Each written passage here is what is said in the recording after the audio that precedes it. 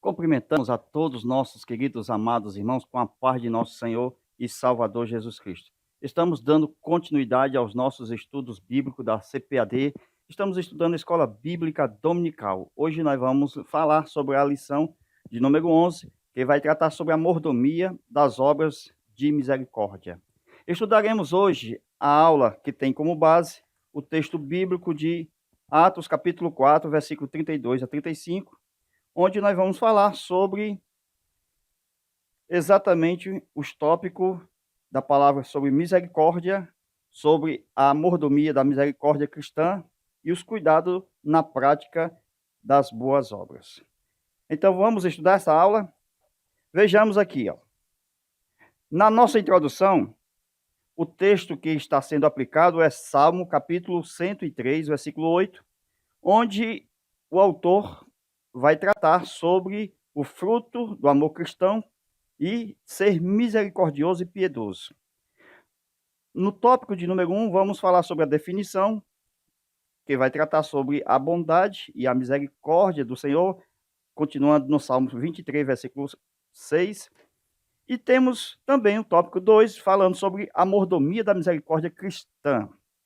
E chegando no tópico 3, cristão devem praticar boas obras e ter o cuidado com essa prática. Então, queridos amados irmãos, como nós estamos já chegando no final do trimestre, já na lição de número 11, onde nós estamos tratando exatamente da mordomia das obras de misericórdia, lição de número 11, onde nossa introdução está nos referindo a Deus como o juiz de todos. Deus é o nosso juiz. E sendo o juiz de todos os outros juízes, que na verdade é o juiz dos juízes, este Deus é quem nos justifica. Este Deus é quem exatamente levanta os quebrantados de coração mediante a sua graça. De acordo com o Salmo 103, versículo de número 8, onde mostra a justificação. A justificação que é uma obra de Deus, onde nós vamos tratar exatamente essa justificação de acordo com o Salmo 23, versículo 6, onde fala sobre a bondade e a misericórdia do Senhor me seguirão todos os dias, conforme está escrito no Salmo 23, versículo 6, onde a bondade ela é vista exatamente lá no tempo de Moisés, quando Deus se mostrou a Moisés de costa. Então Deus se apresentou a Moisés e Moisés pediu para ver Deus, mas Deus disse: eu vou ser tão gracioso, eu vou ser tão bondoso e eu vou usar de misericórdia para você não morrer. Então vou passar por trás. Então você fica aí na pedra, na fenda da pedra, e eu vou passar e tu vai olhar por minhas costas e ali será a minha bondade. Então Moisés, para ver a misericórdia e a bondade de Deus, ele teve que estar exatamente na fenda da rocha, aonde nós temos o quê? As costas de Deus, que é a sua bondade. De acordo com o que nós temos na Bíblia, no Novo Testamento, uma mulher tocou em Jesus, e Jesus olhou para trás e disse: alguém me tocou. Então tocaram na bondade de Deus. As costas de Jesus era a bondade de Deus. Então Moisés também viu essa bondade, viu essa misericórdia através das costas. Deus estava sendo de uma forma bondoso e misericordioso com a vida de Moisés. A bondade de Deus tem exatamente vida. Nós estamos falando de uma bondade que tem vida. Não é só simplesmente algo abstrato, mas algo que se move. Estamos falando de uma vida, de uma pessoa. Estamos falando de um Deus que caminha, porque ele é o retrato da sua própria bondade. Ele caminha. Esta bondade segue a ovelha e vai seguindo a ovelha. E o lugar que exatamente a bondade do Senhor vai seguir todos os dias, levando até a casa do Senhor. É ali aonde está exatamente a bondade do Senhor em continuidade perpétua, aonde diz o salmista que temos que agradecer. Então, quem se identifica com Deus? É exatamente essa prática da misericórdia derramada exatamente sobre a nossa face, os nossos lábios, exatamente na maioria das vezes de quem vive em miséria. Deus estende a sua misericórdia e assim essa misericórdia atua na sua face e nos seus lábios. Então, essa misericórdia, ela se antecipa. Ela vem lá seguindo, ela vem se antecipando, ela vem seguindo, andando, caminhando e vai fazer com que seja um transporte. Vai transportar até exatamente a casa de Deus. Sim, ela leva, sim, até a casa do Senhor. É este lugar da habitação eterna daqueles que estão precisando da misericórdia de Deus. Quem tem um cálice transbordando, o espírito humano cheio de Deus e a sua alma restaurada, este sim tem um pastor que não lhe falta. O salmista, no capítulo 23, no versículo de número 1, diz claramente: o Senhor é meu pastor e ele não faltará. Glória a Deus. Então, o Espírito Santo é quem manifesta o amor, onde nós encontramos 13, melhor, 17 antídotos contra as 17 obras da carne. Então, eu tenho 17 antídotos e 17 obras da carne. Entre elas, eu tenho a última, que é a coisa semelhante. Essa coisa semelhante é a pior de todas. Então, o antídoto está exatamente na obra do Espírito, combatendo os 17 obras da carne. Isso nós podemos ver que é o Espírito Santo que manifesta o seu amor, tá certo? Trazendo o antídoto contra estas 17 obras da carne. O fruto do Espírito é o amor, que vem com 9 gomos. E este fruto, ele triunfa sobre as obras da carne. Então, essas obras da carne, certo? É triunfada exatamente pelo poder do Espírito Santo. Então, o Espírito Santo triunfa sobre estas 17 coisas, 17 manifestações da obra da carne. E são reveladas exatamente pela manifestação agora do Espírito de Deus sobre o crente, exatamente o quê? As qualidades morais, onde nós temos em Gálatas capítulo 5, versículo 22, vamos lá? Ó, 1, gozo. 2, paz. 3, longanimidade. 4, bondade. Certo? Então, nessas 4 aqui, nós vemos o seguinte: no gozo, nós temos que é o amor que desfrutando. Na paz, o amor descansando. Na longanimidade, exatamente, o amor esperando. E na benignidade é o amor que cura, o amor curando. Ainda temos mais, exatamente, 5, a fé. 6, a mansidão. 7, o domínio próprio. Ok? Tudo isso mostrando exatamente na fé, que é o amor confiando. E na mansidão é o amor reagindo. E no domínio próprio é o amor se equilibrando. Nós estamos mostrando uma lei que está dentro do amor. Esta lei, ela é irrepreensível. Ela trabalha no cumprimento da lei, da qual diz Paulo, é o amor. Gálatas 5, 22, traz algo para você acrescentar no seu subsídio. No tópico de número 2, nós temos a mordomia da misericórdia cristã. É uma prática que nós temos ela registrada em Lucas, no capítulo de número 10, onde nós estamos tratando sobre a prática da misericórdia, capítulo 10 de Lucas, versículo 25 ao 37, onde está falando sobre a parábola do bom samaritano. É nessa história que Jesus vai contar, exatamente real, verídica, é uma história que veio um doutor da lei indagando, perguntando, e ele já sabendo da resposta. Então, esse doutor da lei, ele já sabia da resposta à pergunta que que fazia a Jesus. Então, ele perguntou: como eu faço para ter o poder de viver eternamente. O que eu faço? Aí Jesus disse o quê? Como você entende a lei?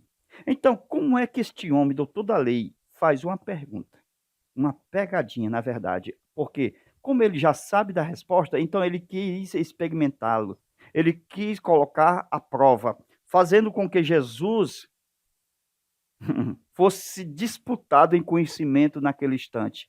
A resposta estava em Levítico, capítulo 18, versículo 5, e também estava em Romanos, capítulo 10, versículos 5 e 6, onde vai tratar sobre o cumprimento da lei, que é, na verdade, aonde dava direito, reservava o direito de se apropriar da vida eterna, triunfando assim sobre a morte, sobre o pecado e sobre o Hades, o lugar dos mortos. Então, para reservar o direito de ter vida eterna, Jesus disse para ele no finalzinho, ó, vai e faz o mesmo. Essa história é muito forte, porque o cumprimento da lei, Jesus mostrava, de acordo com a indagação dele, e o que está escrito em Levítico e em Romanos, que ao cumprir a lei, dava-lhe imunidade, triunfo sobre sepultura, morte e Hades. Isto é, ele venceria o próprio pecado. Então, como é o que eu faço para me viver eternamente? Aí Jesus disse, como você entende a lei? Eis a questão, a lei e o entendimento da lei. Pessoas que leem e não sabem o que leem. Pessoas que creem e não sabem o que creem. Foi Jesus quem disse para a samaritana. Há os que adoram os que sabem e os que adoram os que não sabem. Então, qual é o seu grupo? Talvez você sabe e conhece a letra da lei, mas entendes tu o que lê? Conforme falou Filipe, aquele homem que estava na carruagem, o etíope. O que nós estamos mostrando é o seguinte, é que Jesus ele dá a oportunidade a todos os homens. Todos os homens têm a oportunidade de cumprir, de triunfar. Mas como isto não acontece na prática, todos pecaram, diz a Bíblia, Romanos 13, 23, então o que nos resta é como diz a Bíblia, a misericórdia de Deus.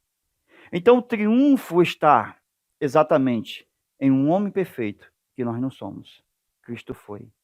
Em um homem que nunca pecou, Cristo foi este homem. Em um homem que triunfou sobre a morte, sobre o pecado, sobre a sepultura, ressuscitou, entrou no céu. Um homem que está à destra de Deus. Estamos falando de Jesus.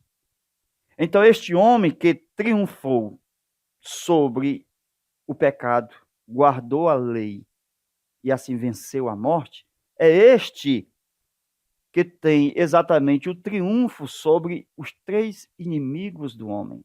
Então, com uma só cajadada, Cristo matou logo 3 coelhos. O que nós estamos mostrando é que quando Jesus chega para ele, porque ele já sabia que tinha perdido a questão. Quando Jesus, mais uma vez, lhe indaga a respeito do assunto, ele também diz o seguinte, e quem é o nosso próximo? Então, mais uma vez, mostrando que o doutor da lei estava perdido no assunto, e Jesus, calmamente, com um martelozinho aqui, ó, ele mostrou exatamente que Jesus estava com controle da situação, sendo ele o juiz de todos. Nós estamos mostrando o seguinte, que Jesus é uma pessoa calma, que espera o momento certo de falar. Ele não se apressava. O fariseu da lei procurou e achou a resposta. Então, quando ele diz, quem é o nosso próximo? A pergunta é bem simples, parece. Quem é o nosso próximo? Talvez você tenha indagado. Meu próximo é aquele que me dá dinheiro, aquele que eu vou lá e eu como de tudo, é fartura. Muitas pessoas revelam a sua ignorância exatamente quando estuda o assunto. A pergunta, sim, é simples, mas a resposta é exatamente mal compreendida por muitos. Jesus está revelando aqui, na parábola do bom samaritano, quem é o nosso próximo? Então veja aqui o que foi que Jesus disse. O nosso próximo é exatamente de acordo com o texto. O que Jesus revela sobre o próximo. 1. Jesus disse, descia é aquele que desce. 2. Caiu é aquele que cai. 3. Foi despojado de veste, é o que está nu. 4. Estava coberto de feridas. 5. É o que foi abandonado. 6. É o que está quase morto ou meio morto. 7. Nós vamos continuar. Estamos falando exatamente do entendimento de muitas pessoas na mente encucada, achando que o próximo dele é só aquele que lhe faz o bem. Aquele bonzinho que lhe dá dinheiro, que lhe dá almoço. Muitas pessoas acham que o próximo é aquele riquinho, é o seu pastor, é tudo nozinho, o famosinho. E assim, de acordo com a lição, nós temos a resposta de quem é o nosso próximo. Primeiro, nós estamos falando aqui de uma parábola de um bom samaritano que está mostrando a realidade de um falso sacerdote. Vocês vão observar que ali estava um falso sacerdote. Por quê? Porque aquele sacerdote, ele passou de largo. Embora fosse no mesmo caminho, ele passou de largo. O que é isso? Passar de largo?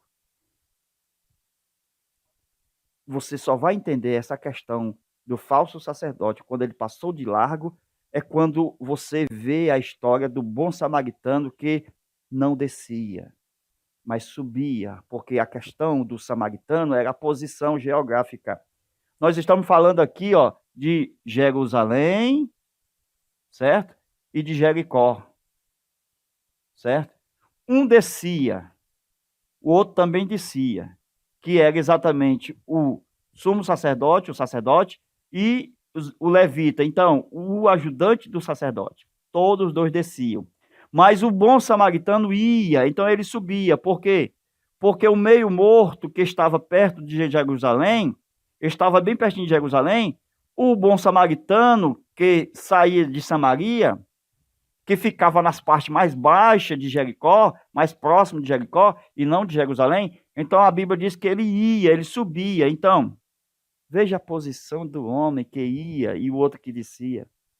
Isto já mostra o contraste entre o que desce e o que sobe.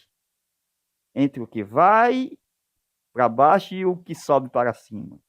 Nós estamos mostrando o seguinte, que Jesus disse que aquele que ia, ele tinha atadura, mas o outro não tinha, por isso que passou de largo. O que subia tinha vinho, porque só quem vai subir é quem tem a presença do Espírito Santo simbolizada no vinho.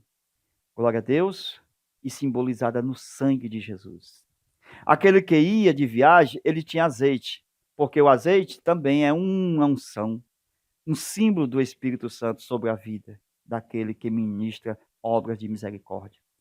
O sacerdote, embora tivesse o vinho, o azeite, porque ele recebia dízimo, ele trabalhava exatamente aonde? No templo, ou anteriormente nos tabernáculos, ele recebia os dízimos e ele era catedrático em vinho. Ele conhecia a libação, colocava 5 litros de vinho sobre o altar e que subia o fogo. Tudo isso ele tinha, mas não tinha na rua. Ele tinha exatamente no templo ou no tabernáculo. Mas o bom samaritano, ele não era sacerdote.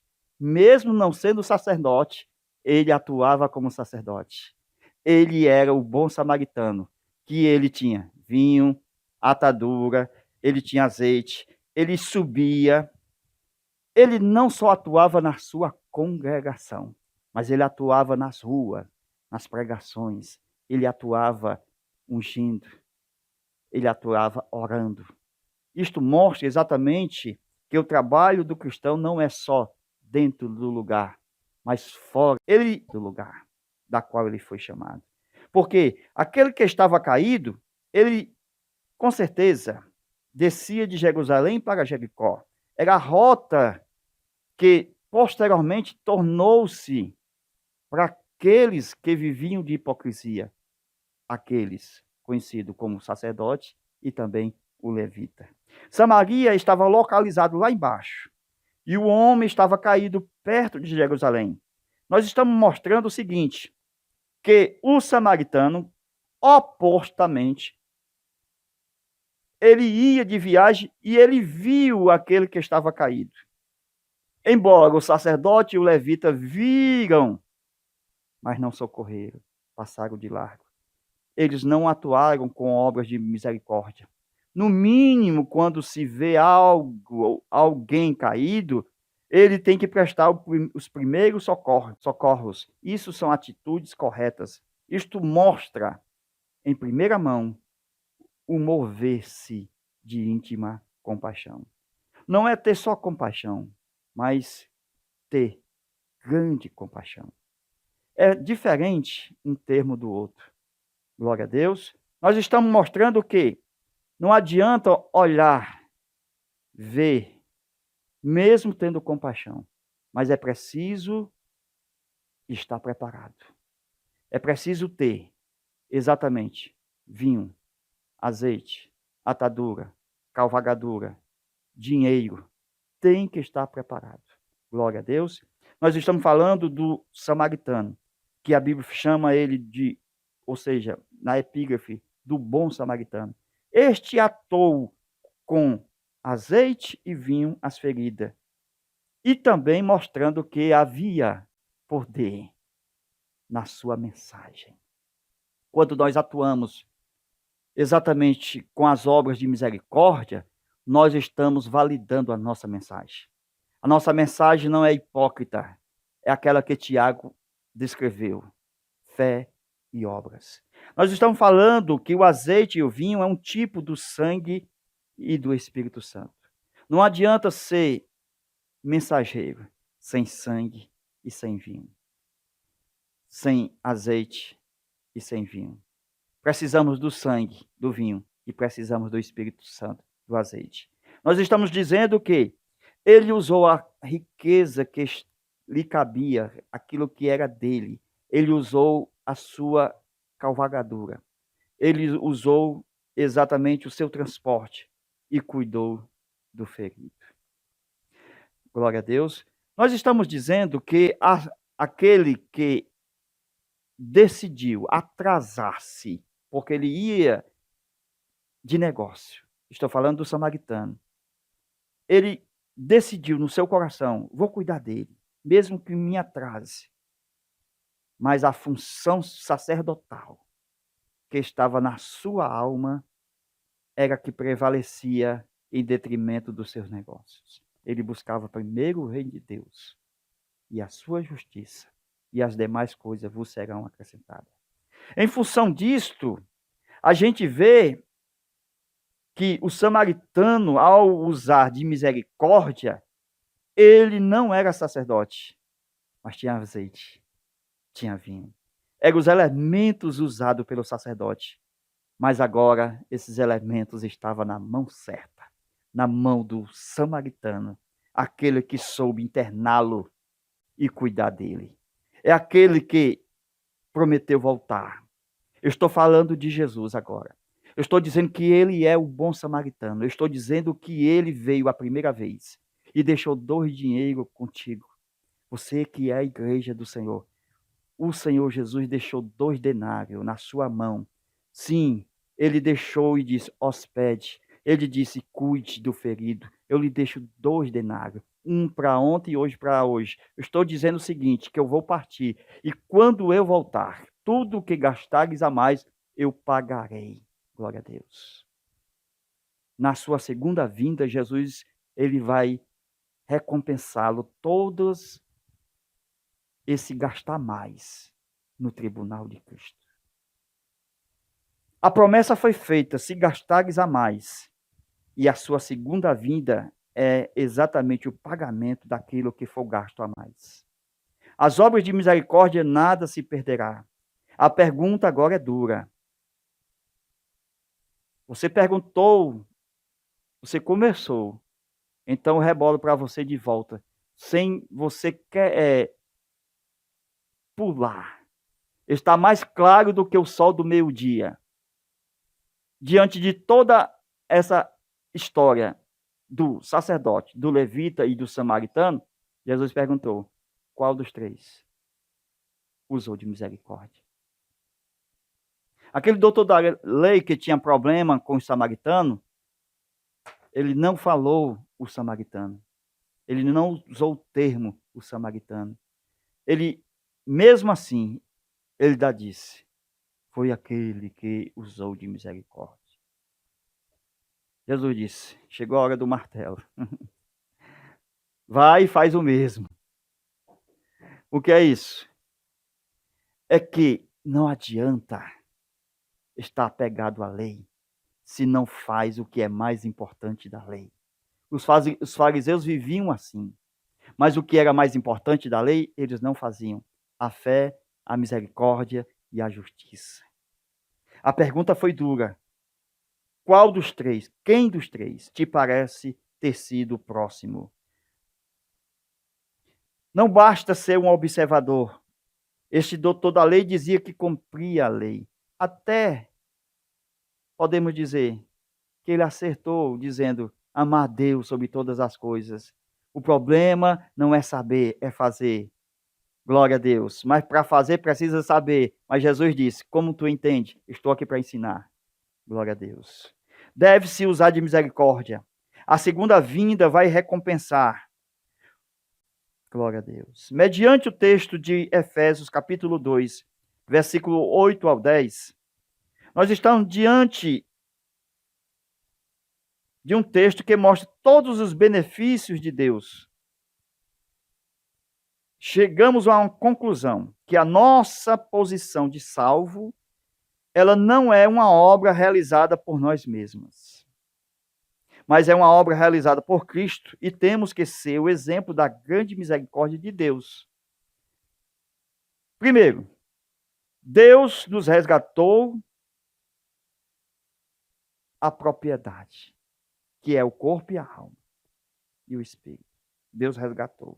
Havia sido vendido ao estrangeiro, a alma e o corpo. Isto mostra que Cristo veio como o nosso parente remidor e, tendo lugar na humanidade, como o último Adão, nos resgata como nosso irmão. O esforço de Cristo produziu o ano aceitável do Senhor, mostrando que foi a graça de Deus e a sua misericórdia, que não vem de vós, mas é dom de Deus. Não temos como bancar nós mesmos a nossa própria salvação. Foi o preço de sangue inocente, e não de um pecador, que nos deu a salvação. As obras são efeito da salvação. As obras de Cristo são efeitos da nossa salvação, e não a causa da fé. Certo? Nós estamos dizendo que as obras de Cristo são efeitos da nossa salvação, e não a causa. Ok? As nossas obras. As nossas obras são efeitos da salvação, e não a causa. A fé leva a Deus, e as obras atraem os homens à fé do Evangelho. A única forma que prova que amamos a Deus é demonstrar esse amor ao próximo. Esta foi a mensagem de João Evangelista. Filhinho, amais uns aos outros, assim como eu vos amei. O caso de Jonas. Jonas se entristeceu muito por causa da compaixão de Deus. Houve um ressentimento muito grande, que o pregador não lhe cai bem ter esse ressentimento. Jonas, ele teve misericórdia, foi mesmo de uma boboreira, em detrimento de 120 mil homens. O Jonas não teve misericórdia, mas ele desejava o juízo de Deus para os homens que não eram de seu povo. Jonas morreu no lugar de Nínive. Se torcemos pela morte dos outros, morreremos. O vento vem e nos derruba. o alcance de 120 mil pessoas, sem saber o que é certo ou errado. Este era o tamanho do nível de corrupção que viviam os ninivitas. Era só a misericórdia. De acordo com Tiago, a misericórdia triunfa gloriosamente. Sofre o juízo quando não há arrependimento. Só os que irão para o juízo, é os que não se arrependem dos seus pecados. Mas, quando nós arrependemos, o Senhor nos alcança com a sua misericórdia. Então, de acordo com Tiago, a misericórdia triunfa gloriosamente sobre o juízo. Mas isto depende quando nós não permitimos que a hipocrisia invada o nosso coração. Isto também serve para que, quando nós não damos lugar à ira. É a fé que faz vencer e convence a Deus. É as obras que faz você convencer o teu próximo. A fé sem as obras diante do próximo é sem proveito. É o mesmo que uma fé que crê sem alguém ser batizado. Esta fé sem cumprir a justiça é sem obras. É uma fé que vê uma multidão com fome, mas não lhe dá de comer. É uma fé que Cristo ensinou. Quando estive nu, não me vestiste. Quando estive preso, não me visitaste. Quando fui forasteiro, não me deste hospedagem. Sem obras, ela só ouve. Ele só muda. Ele não muda. Ele não perdoa. Ele não constrói. Ele nem semeia. Estou dizendo que as obras da fé, ela salva da morte os doentes das suas enfermidades. Ela salva a pregação da blasfêmia. Não realizamos obras de beneficência para ser salvos. Somos salvos e por isso praticamos a beneficência. Deus abençoe e até o próximo vídeo, querendo Deus. Amém.